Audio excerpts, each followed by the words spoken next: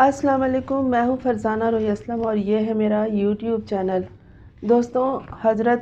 داغ دہلوی کا ایک شعر ہے جس کا پہلا مصرع ہے: حضرت داغ جہاں بیٹھ گئے مگر جناب یہ مصرع جہاں لاگو ہوتا ہے وہ اور ہی محفل ہوتی ہے، فیملی کورٹ تو ہرگز نہیں ہوتا۔ ویسے یہ اٹھنا بیٹھنا یعنی نشست و برخاست وہ عمل ہے جو یہ بتا دیتا ہے کہ آپ کا اور آپ کے آباء و اجداد کا تعارف کیا ہے۔ اعلیٰ نسلوں،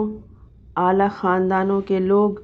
برتر اخلاق و اعمال اور کردار کے حامل افراد ہمیشہ اپنے بڑوں کے لیے جگہ خالی کرتے ہیں۔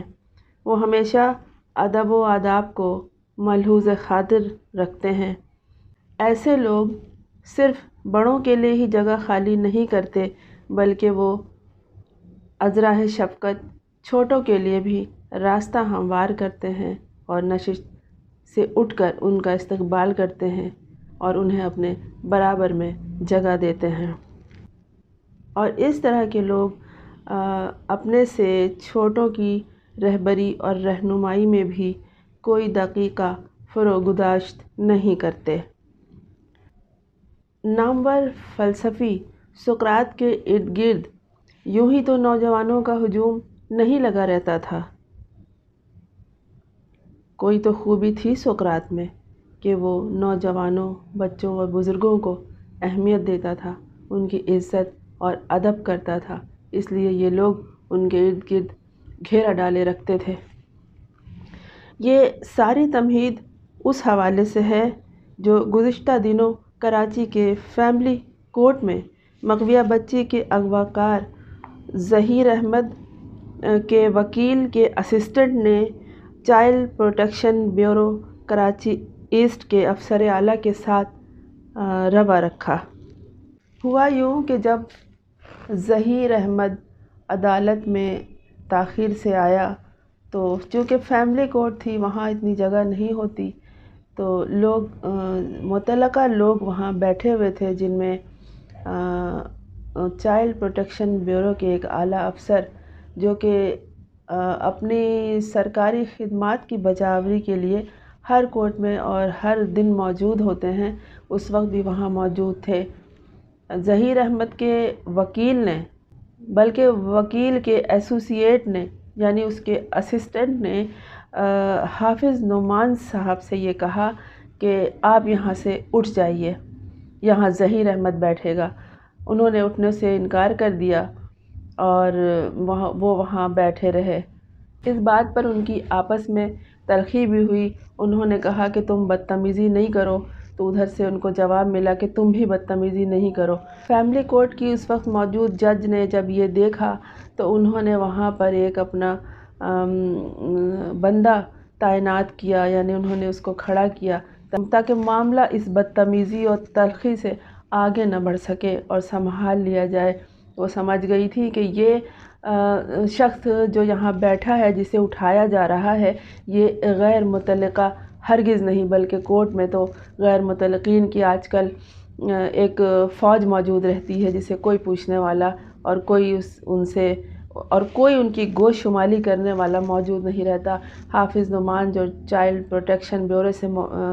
تعلق رکھتے ہیں، وہ اپنی ذمہ داری کو نبھاتے ہوئے ہمیشہ ہر کورٹ میں جہاں انہیں بلایا جائے یا نہ بلایا جائے، چونکہ مغویہ بچی ان کے انڈر میں ہے اور وہ اپنی ذمہ داری سمجھتے ہوئے وہاں حاضر ہوتے ہیں۔ جہاں تک چائلڈ پروٹیکشن بیورو کے افسر اعلیٰ کا تعلق ہے، وہ صرف اس مغویہ بچی کے کیس میں نہیں بلکہ جہاں بھی کسی بچی کے یا بچے کے عزت و آبرو کی بات ہوتی ہے، یہ لوگ وہاں موجود ہوتے ہیں۔ ان کا کام ہی یہی ہے، ان کی خدمات ہی یہی ہیں۔ جب یہ مہدی علی کاظمی اپنی بچی کی تلاش میں جب وہ لاپتہ تھی اور در بدر کی خاک چھان رہے تھے، سڑکوں پہ اور گلی کوچوں میں جب وہ لوگوں کے ساتھ اپنی بچی کے لیے احتجاج کر رہے تھے، تو چائلڈ پروٹیکشن سے تعلق رکھنے والے دیگر افراد بھی ان کے ساتھ ان کے آس پاس موجود ہوتے تھے، کیونکہ یہ ان کی بھی ذمہ داری ہے کہ کسی بچی کو یا بچے کو جو لاپتہ ہے یا اس کے ساتھ کوئی ایسا واقعہ رونما ہوا ہے دوسروں کے لیے خوف اور پریشانی کا باعث بنے، تو وہ وہاں موجود ہوتے ہیں، اور اس طرح اس کیس میں بھی وہ ہمیشہ حافظ نعمان خاص طور پر موجود رہتے ہیں۔ تو جب وہاں ان کو اپنی جگہ سے اٹھنے کے لیے کہا تو جج صاحبہ نے اس معاملے کی نزاکت کو سمجھتے ہوئے وہاں پر ایک شخص کی تعیناتی کو ضروری سمجھا، اور وہ وہاں اس وقت تک کھڑا رہا جب تک کہ کورٹ سے یہ معاملات ختم نہ ہو گئے۔ جانے وہ لوگ کیا چاہ رہے تھے، یا تو وہ یہ چاہ رہے تھے کہ وہاں سے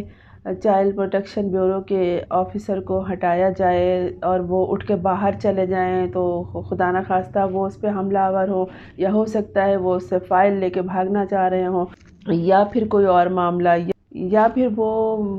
حافظ نعمان کو ڈرانا چاہ رہے ہوں، خوفزدہ کرنا چاہ رہے ہوں، دھمکانا چاہ رہے ہوں، یا ان کا یہ خیال ہو کہ یہ افسر جو چائلڈ پروٹیکشن سے تعلق رکھتے ہیں ڈر جائیں گے اور ان کو کہیں گے آئیے جناب تشریف لائیے، آپ چائلڈ پروٹیکشن میں مغویہ بچی آپ ہی کا انتظار کر رہی تھی۔ لیکن یہ لوگ نہایت ذمہ دار، اپنے اصول اور ضوابط کے پابند شخصیات ہیں۔ بچوں کا معاملہ بہت نازک ہوتا ہے، اور وہ اس معاملے کی نزاکت کو بہت اچھی طرح سمجھتے ہیں۔ کورٹ کے اندر جو یہ تلخی ہوئی، اسے دوسرے لوگ کچھ اور کہیں، لیکن اسے عرف عام میں غنڈہ گردی سے تعبیر کیا جائے گا۔ چائلڈ پروٹیکشن بیورو کے افسر اعلیٰ اور ایسوسیٹ کے درمیان جو تلخی ہوئی، اور یہ خواہ مخواہ کی تلخی تھی، یہ جو شخصیت ہیں ان کو کسی طرح بھی وہاں سے اٹھایا نہیں جا سکتا تھا، اور وہ بھی ایک ایسے شخص کے لیے جو ملزم ہے، جس نے گھناؤنا جرم کیا ہے، اور وہ شخصیت نہ صرف حکومتی عہدیدار تھی، اعلیٰ عہدیدار تھے وہ چائلڈ پروٹیکشن بیورو کے، بلکہ وہ عمر میں بھی بڑے تھے، اور یہ کوئی جواز نہیں اس بات کا کہ انہیں اپنی جگہ سے اٹھایا جائے۔ وہ اپنی خدمات کی انجام دہی کے لیے اس وقت موجود تھے، کوئی تماشا دیکھنے کے لیے نہیں۔ وہ تماشا جو یہ ملزمان، جو یہ بدکار اور ریاکار لوگ وہاں پہ عدالتوں میں لگانے لگے ہیں،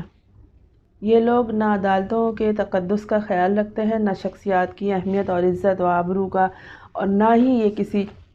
رولز اور ریگولیشن کو فالو کرتے ہیں۔ عدالتوں میں جو ایک گھناؤنے جرم کے ملزم کو جو پروٹوکول پیش کیا جا رہا ہے، اس سے عدلیہ، انتظامیہ اور مقننہ کسی طور پہ بھی ہرگز لا علم نہیں ہے، بلکہ اب تو ان کے ساتھ عدالتوں میں مولا جٹ کی آمد بھی شروع ہو گئی ہے۔ مولا جٹ ٹائپ کے فلمی کردار بھی اب عدالتوں میں موجود رہنے لگے ہیں، اور ان عدالتوں میں خاص طور پر یہ جو فیملی کورٹس ہیں، ان میں صرف یہ ایک کیس نہیں ہوتا، یہاں بہت سے لوگ آتے ہیں جن کی سماعت ہو رہی ہوتی ہے، اور وہ وہاں موجود ہوتے ہیں۔ عموماً وہ اب خوفزدہ رہنے لگے ہیں، بلکہ صحافیوں کو بھی تشویش لاحق ہو گئی ہے، اور دیگر ارکان اور دیگر اسٹاف جو وہاں موجود ہوتا ہے وہ بھی حیرت سے انہیں دیکھتے ہیں۔ خاص طور پہ سائلین جن کا ان معاملات سے کوئی تعلق نہیں ہوتا، وہ اپنے کیس کی سماعت کے سلسلے میں وہاں موجود ہوتے ہیں، وہ بہت زیادہ خوفزدہ ہوتے ہیں، اور جیسے ہی ان کی سماعت ختم ہوتی ہے وہ وہاں سے فوراً نکل جانا مناسب سمجھتے ہیں، اور یہ لوگ کافی دیر تک عدالت کے اندر بھی اور باہر بھی اور آس پاس بھی موجود رہ کے وہاں سراسیمگی پھیلاتے ہیں۔ اس طرح کے جو حالات کورٹ میں پیدا ہو گئے ہیں، اس سے کئی سوالات جنم لیتے ہیں۔ اب ہم تو صرف اس معاملے میں یہ دعا کر سکتے ہیں کہ مدعی اور دیگر سائلین جو وہاں موجود ہوتے ہیں، اور دیگر معصوم لوگ جو وہاں اپنے کاموں کے سلسلے میں آئے ہوتے ہیں، اللہ ان سب کو اپنے حفظ و امان میں رکھے، اور ان لوگوں کو انسانیت کی راہ دکھائے اور سیدھے راہ پہ چلنے کی توفیق عطا فرمائے۔ کم از کم کچھ نہیں کر سکتے، یہ ہے ان کی نیچر ہی ایسی، ان کی فطرت ایسی ہے، یہ وہاں غنڈہ گردی کرنے ہی موجود ہوتی ہے عدالتوں کے باہر اور عدالت کے اندر۔ اللہ انہیں نیک ہدایت دے۔